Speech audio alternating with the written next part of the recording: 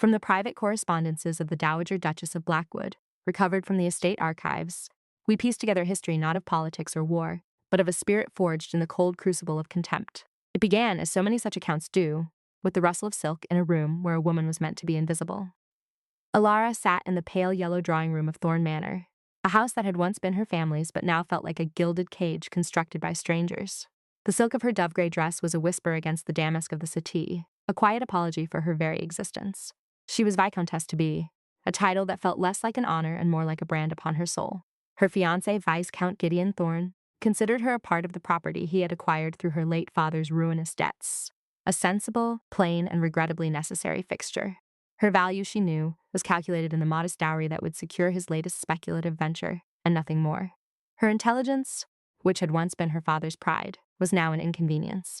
She saw the precarious figures in Gideon's ledgers, the way his ambitions outstripped his acumen, but her observations were dismissed with a condescending pat on the hand.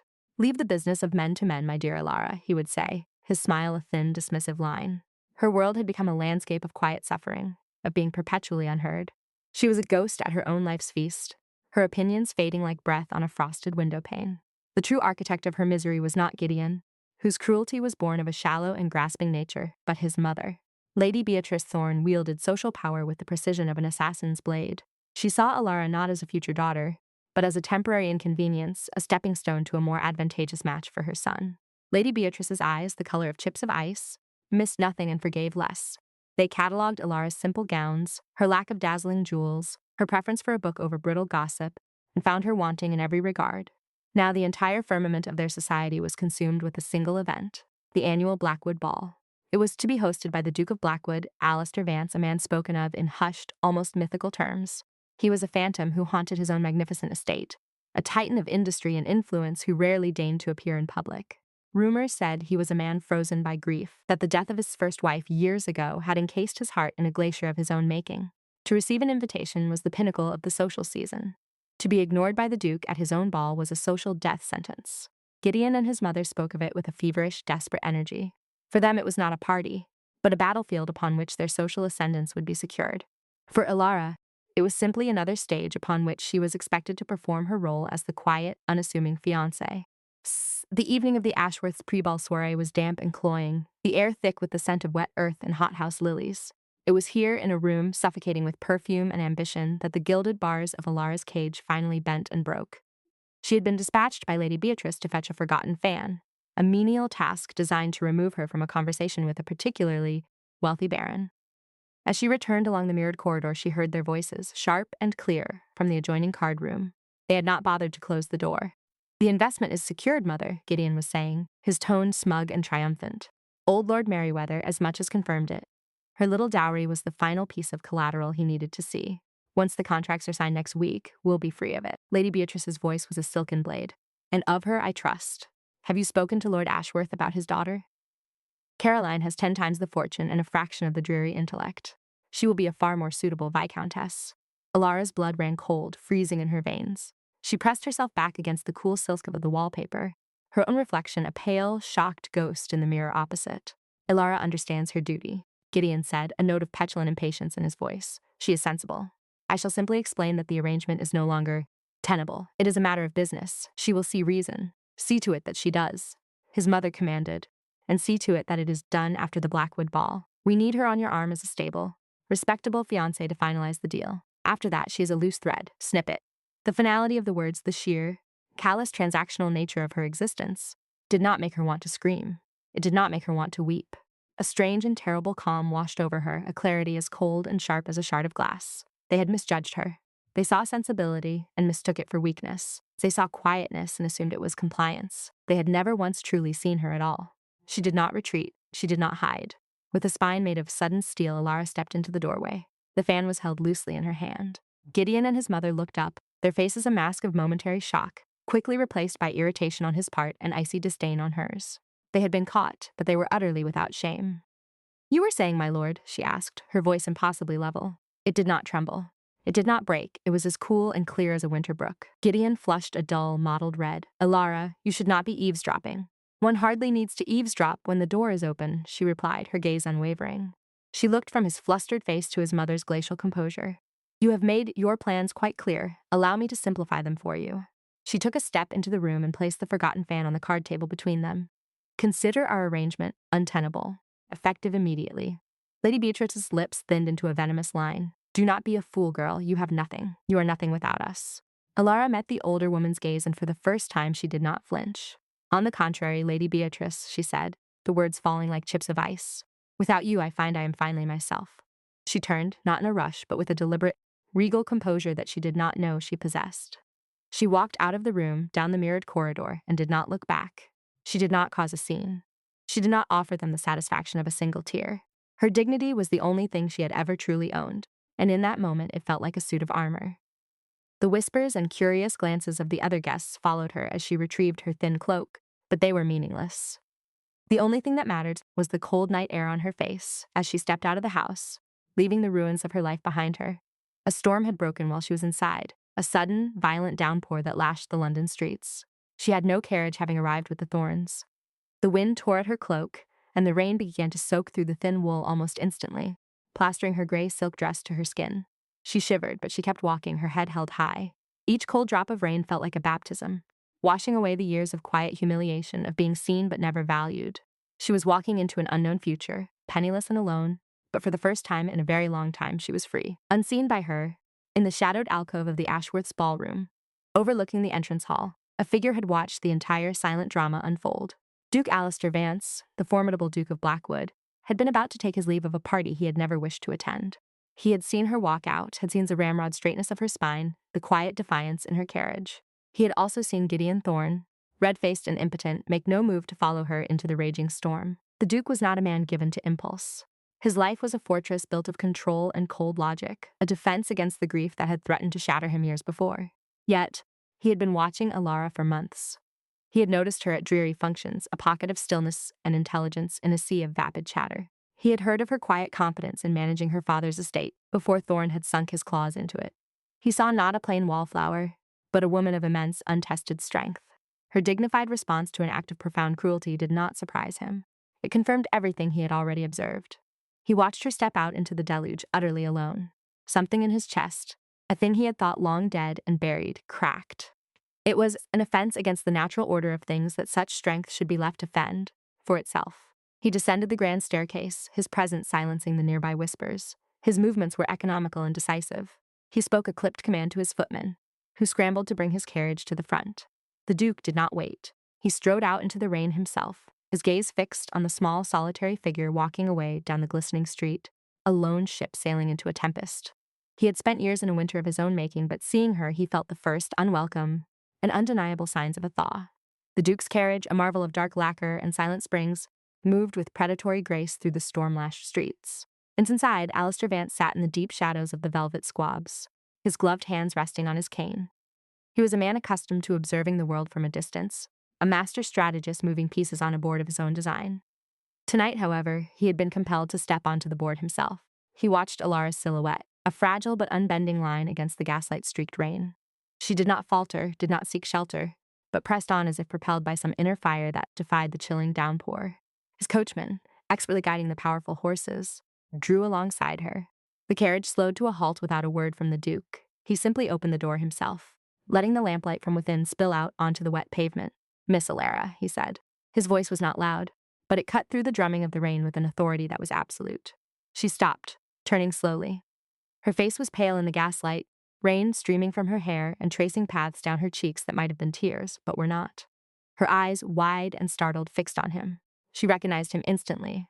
Everyone knew the formidable profile of the Duke of Blackwood. For a moment she looked utterly lost, a creature caught between one disaster and the next. Then her composure returned, a shield sliding back into place. "Your Grace," she murmured, her voice thin but steady. "You will catch your death," he stated. It was not an observation. It was a verdict. Get in. It was not an invitation. It was a command. She hesitated, her mind racing. To accept a ride from the reclusive Duke was to trade one form of scandal for another. Yet, the cold was seeping into her bones, a deep, shuddering chill that was beginning to extinguish the fire of her righteous anger. She looked at his face, severe and unreadable in the shadows, and saw not pity, but the strangest passionate intensity. She made a choice. With a quiet nod, she gathered her sodden skirts and climbed into the opulent warmth of the carriage. The heavy door closed with a solid, satisfying thud, shutting out the world and the storm. The interior was a sanctuary of dark leather and polished wood, smelling faintly of cedar and old books. A thick lap robe of sable lay folded on the seat opposite. Without a word, the Duke picked it up and draped it around her shivering shoulders. The weight and warmth of it were a profound comfort, a silent act of kindness that felt more genuine than any pretty word Gideon had ever spoken to her. She huddled into the fur, unable to stop the violent trembling that seized her body. "Thank you, Your Grace," she managed to say through chattering teeth. He did not reply immediately. The carriage moved forward, its progress so smooth it felt as if they were floating. "Where may I take you?" he asked. His tone clipped and formal. The simple question was a precipice. Where indeed? She had no home to return to. Thorn Manor was an impossibility. She had no family left in the city. Her only relations were distant cousins in the country who would likely see her as a burden and a disgrace. The sudden, stark reality of her situation descended upon her. She had won her freedom, but she was adrift in the middle of the ocean. I am not certain," she confessed, the admission a bitter pill. The Duke merely nodded, as if he had expected this answer. He gave a sharp rap on the roof of the carriage, and she felt it alter its course. Turning away from the fashionable squares of Mayfair and heading towards the more open, greener expanses that bordered the city. They rode in silence for a time, the only sounds the rhythmic drumming of rain on the roof and the muffled hoofbeats of the horses. Alara, wrapped in the Duke's sable, slowly began to feel the chill recede from her limbs, replaced by a creeping exhaustion. The emotional turmoil of the evening had taken its toll. She chanced to look at him. He was not looking at her, but out the window, his profile a stark, handsome silhouette against the passing lights. He seemed lost in his own thoughts, a man encased in a world of his own making. Why was he doing this? What did the formidable, reclusive Duke of Blackwood want with a disgraced, penniless woman? The question hung in the warm, silent air between them. The carriage eventually turned through a set of immense, wrought iron gates, flanked by stone griffins. They were on his estate, the legendary Blackwood Park, but they did not proceed up the grand, sweeping drive that led to the main house. Instead, the carriage took a smaller, less traveled path that wound through a stand of ancient oaks, finally stopping before a charming, ivy-covered stone house.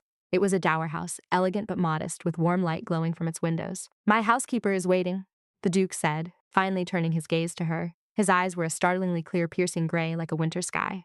"You will be safe here. You will rest."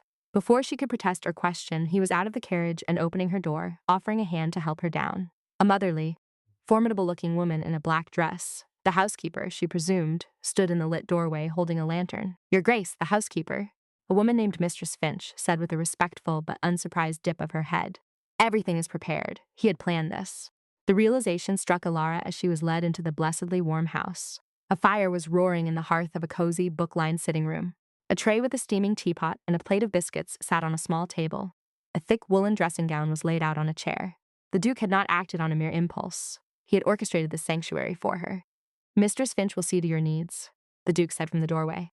He did not step further into the room, maintaining a respectful distance. "A doctor will call in the morning to ensure you have taken no lasting chill. Sleep well, Miss Alara." With that, he was gone, melting back into the night as quietly as he had appeared. Alara was left in the care of the efficient housekeeper, who helped her out of her wet clothes and into the warm dressing gown without a single prying question. As Alara sat by the fire, sipping the hot, sweet tea, a profound sense of dislocation washed over her. In the space of a few hours, her life had been dismantled and reassembled into something utterly unrecognizable. She had been cast out of one cage only to find herself in another, all but a far kinder and more comfortable one. Clear as throat, the question remained. What did the master of this new cage want from her? The next day, the promised doctor arrived, a pragmatic and kind man who declared she had a mild fever from the chill, but would recover with a few days of rest. Alara spent those days in the quiet solitude of the dower house. Mistress Finch attended to her with quiet efficiency, bringing trays of nourishing broth, fresh linens, and stacks of books from the Duke's library. He did not visit. His absence was as profound as his initial presence had been. He sent no messages, made no demands. He simply gave her what she had not had in years: a place of peace, a space to think and to heal. She read, she slept, and she walked in the small, walled garden behind the house as her strength returned. The garden was neglected but had good bones, and she found herself idly planning its restoration, her mind finding solace in the practicalities of pruning roses and amending soil. It was a problem she could solve, unlike the tangled mess of her own life. On the third day, as she sat by the fire reading a volume of botanical illustrations, he finally came. He did not send a footman to announce him. He simply appeared in the doorway of the sitting room, dressed not in formal evening wear, but in well-tailored country clothes. He looked younger, less severe but no less formidable. "I trust you are recovering," he said, his gray eyes assessing her. "I am, Your Grace." "Thank you for your hospitality," she said, her voice still a little hoarse. "You have been extraordinarily kind." He made a small, dismissive gesture and walked over to the fireplace, resting one arm on the mantel. He seemed to fill the room with his presence. "I have long believed that cruelty, particularly the sort born of cowardice, should not be allowed to prosper." His words hung in the air, a direct reference to the scene at the Ashworths. He had not just seen her leave. He had understood why. "Viscount Thorne," he continued, his tone flat and factual, "has been a subject of my interest for some time. His financial dealings are as foolish as his character." Elara felt a knot of apprehension tighten in her stomach. "Your Grace, I must be clear. I have no wish to be used as a weapon in any conflict you may have with the Viscount. I have just escaped one man's game. I have no desire to become a piece in another's." For the first time, the corner of his mouth tilted in something that might have been a smile, though it held no humor. "Your directness is one of the qualities I most admire in you, Miss Elara." He paused, his gaze intense. "I have no game. I have only an outcome." He then told her a story, not of himself but of his late wife, Eleanor. He spoke of her quietly, his voice losing its clipped edge and taking on a rougher, more vulnerable timbre. He spoke of her love for the gardens at Blackwood, of her intelligence and laughter. And he spoke of her death, a sudden fever after the birth of their stillborn son, and how it had shattered his world. "I enclosed myself in winter," he said, his eyes on the flames. "I believed it was a fortress. I managed my estates, I grew my fortune, but I did not live. It was easier to be the Iron Duke, the Phantom of Blackwood. It required nothing of my heart." He turned to look at her then, and the emotional guard he held so tightly in place seemed to fall away, revealing the profound grief and loneliness beneath. "And then I began to notice you. I saw you in rooms where you thought no one was looking. I saw your intelligence, your quiet dignity in the face of constant petty slights. I saw you manage your father's accounts with a skill Thorne could never comprehend. I saw strength where he saw only compliance. You were not living in a fortress of winter, but you were withering in a cage of fools. And I could not stand to watch it any longer." The confession stunned her into silence. He had not just seen her, he had understood her. He had seen the person she kept hidden, the woman she herself had almost forgotten existed. It was a revelation so profound, so deeply moving, that it left her breathless. He was not rescuing a damsel in distress, he was acknowledging an equal. The quiet peace of their sanctuary was shattered the following afternoon by the arrival of an enraged Viscount Thorne. He had evidently spent days piecing together her whereabouts, his panic escalating into fury. He rattled the doors of the dower house, his voice a shrill demand for her return. Mistress Finch, steadfast and immovable, refused him entry. Elara watched from the window, her heart pounding not with fear, but with a cold, clear anger. Before she could decide what to do, the Duke himself strode down the path from the main house. He moved with the unhurried, lethal grace of a wolf. "Thorne," the Duke said, his voice quiet but carrying an unmistakable threat. "You are trespassing! Vance! I demand you release my fiancée!" Gideon sputtered, his face blotchy with rage. "You have abducted her. I will have you ruined for this." The Duke actually laughed. It was a short, sharp, and utterly chilling sound. "You will ruin me, my dear Viscount. You are in no position to ruin anyone, least of all yourself. You have already accomplished that with breathtaking efficiency." He produced a sheaf of papers from his coat pocket. "I have, over the past few months, taken the liberty of acquiring all of your outstanding debts. The notes on your father's failing mines, the mortgages on this very estate, the markers from your ill-advised gambling, all of it." He held the papers out. "As of 9 o'clock this morning, I am your sole creditor. Thorne Manor, what remains of your investments, everything you possess, now belongs to me." Gideon stared at the papers, his face draining of all color. He looked as if he had been physically struck. You can't." "I can," the Duke said, his voice like glacial ice. "And I have. You are a bankrupt, Thorne, a man with nothing but the clothes on your back and a tarnished name. You will be out of your house by the end of the week." It was a complete and total annihilation, delivered with the calm precision of a surgeon. The full, ruthless power of the Duke of Blackwood was on display, a force of nature that had been unleashed to utterly destroy his enemy. And Elara knew, with a certainty that shook her to her core, that he had done it all for her. Having dismantled the Viscount's entire world in under a minute, the Duke then did the most unexpected thing of all. He turned his back on the sputtering, ruined man. He walked to the door of the dower house, where Elara now stood, and he looked at her, his expression softening from iron to something far more complex. "He can no longer harm you," he said simply. "He has no power over you. You are free." Then, in front of the man who had discarded her, in front of his own formidable housekeeper, he went down on one knee. "Elara," he said, his voice now holding a depth of emotion she had never imagined possible, "I am asking you to be my wife, to be the Duchess of Blackwood. I will protect you. I will cherish you. I will give you a world where your worth is never questioned again. Marry me." The world seemed to stop. The air grew thick and silent, broken only by Gideon's strangled gasp of disbelief. It was the ultimate vindication. A proposal from the most powerful duke in the country, delivered at the feet of her tormentor. It was a fairy tale ending, a perfect revenge. And she looked the Duke dead in the eye and said, "No." A single word. It fell into the stunned silence with the weight of a dropped stone. Gideon's jaw hung open. Mistress Finch's eyes widened almost imperceptibly. The Duke himself did not flinch, but a flicker of something, surprise, hurt, profound shock, crossed his features before his mask of control slammed back into place. He had orchestrated the perfect checkmate, laid the entire world at her feet, and she had refused him. "No?" he repeated, his voice dangerously quiet. "No, Your Grace," she confirmed, her own voice trembling slightly but firm. "I thank you for your decisive actions on my behalf, and I thank you for the offer. It is more than I could have ever expected. But I will not trade one cage for another, no matter how beautifully gilded." She met his piercing gaze without wavering. "You offer me protection. You offer me a title. You offer me revenge. You have not offered me a partnership. You have not asked me what I want. You have simply presented me with a solution of your own making. I have just won my freedom, Your Grace. I am not yet prepared to give it away, not even to you." She had to give him credit. He did not argue. He did not press. He rose slowly to his feet, his face an unreadable mask of granite. He gave her a single stiff nod. "As you wish," he said, his voice clipped and formal once more. He turned and addressed his housekeeper without looking at Alara again. "Mistress Finch, see to it that Miss Alara has everything she needs. She is to remain here as my guest for as long as she desires, under my full protection." Then he turned and walked away, leaving her standing in the doorway with the ruins of two men's plans at her feet. Gideon Thorne, utterly broken, simply stared at her, his mind unable to process the magnitude of what had just happened. He had lost everything, and she, who had nothing, had just refused the greatest prize in the kingdom. The irony was so thick it was almost suffocating. Alara quietly closed the door, shutting out the wreckage of the past, and leaned against it, her heart hammering against her ribs. Exhale, she had said no. She had said no to the Iron Duke, and she had no idea what would happen next. The next morning dawned gray and misty, the mood of the sky matching the turmoil in her heart. She had barely slept, replaying the scene over and over in her mind. Had she been a fool? Had she thrown away the only chance of security and happiness she might ever have? But deep down, a stubborn, resilient part of her knew she had done the right thing. Her no had not been an act of defiance against him, but an act of affirmation for herself. It was the first truly free choice she had made in years. She dressed and went out into the walled garden, the damp air cool on her face. She needed to feel the earth, to connect with something real and tangible. She was examining the dormant rose bushes when she heard footsteps on the gravel path behind her. It was him. He stopped a few feet away, not crowding her. He was dressed for riding and he held his gloves in one hand. The formidable aura of the Duke was still there, but today, it was tempered with something else. Uncertainty. "You were right," he said without preamble. She turned to face him, surprised by his directness. "I was wrong," he continued, his gaze steady and serious. "I have spent so long solving problems with power and money that I have forgotten how to do anything else. I saw your plight and I deployed my resources to fix it. I neutralized the threat.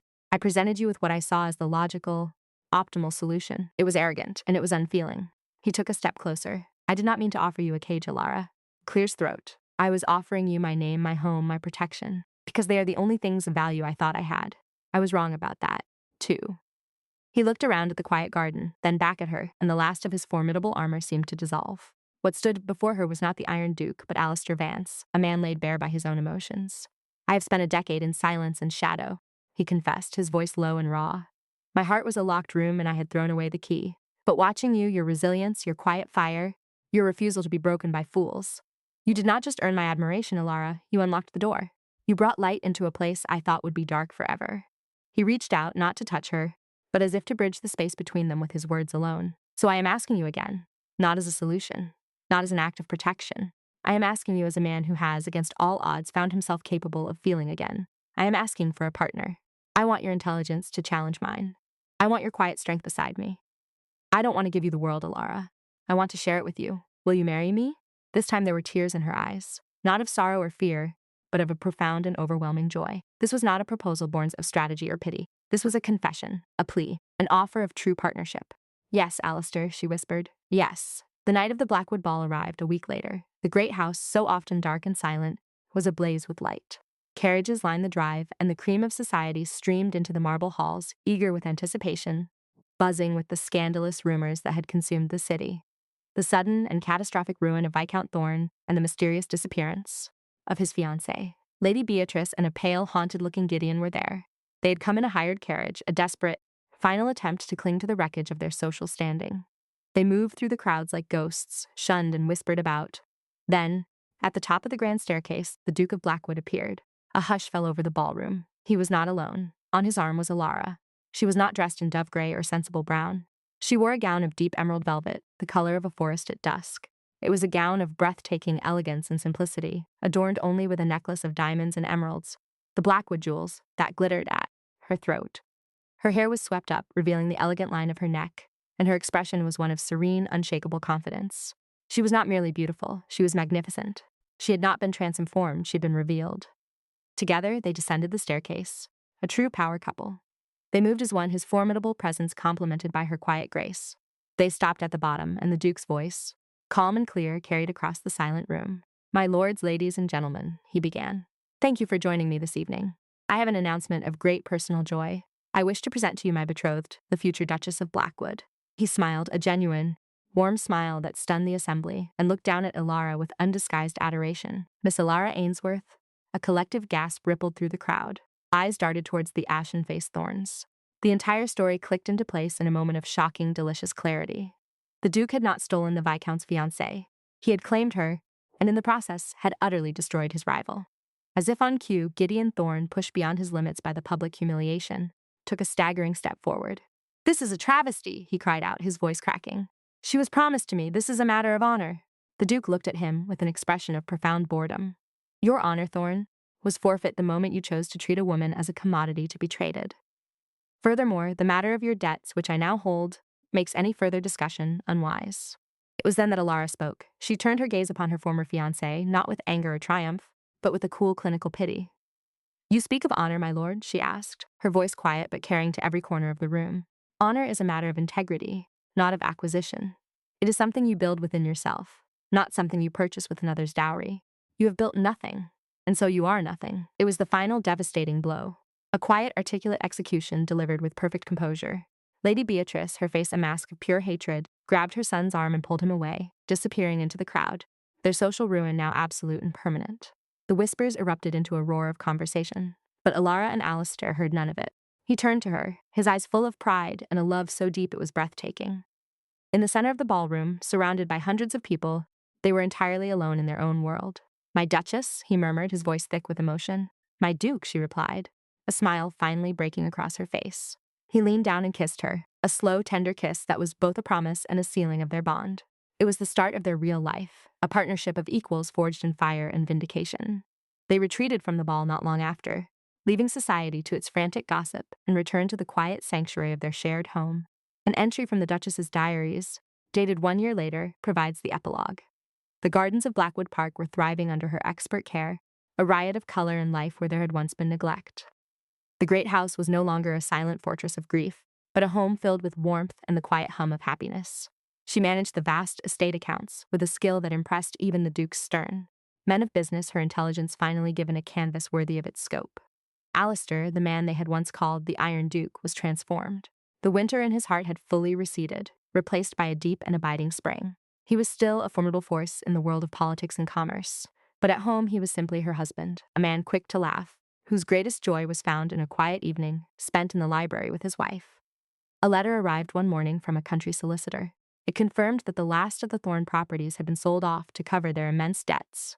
Viscount Thorne and his mother were living in ignominious exile in a damp cottage in Wales, their names erased from the society that had once been their entire world. Their ruin was complete, a distant, fading echo of a life Alara had long since left behind. She had found her place, not as a viscountess or even a duchess, but as herself. He, in turn, had not simply found a wife. In finding her, he had finally found himself. They had arrived here, in this place of shared peace and profound love, like a ring set down, perfect and complete, a circle of two souls made whole.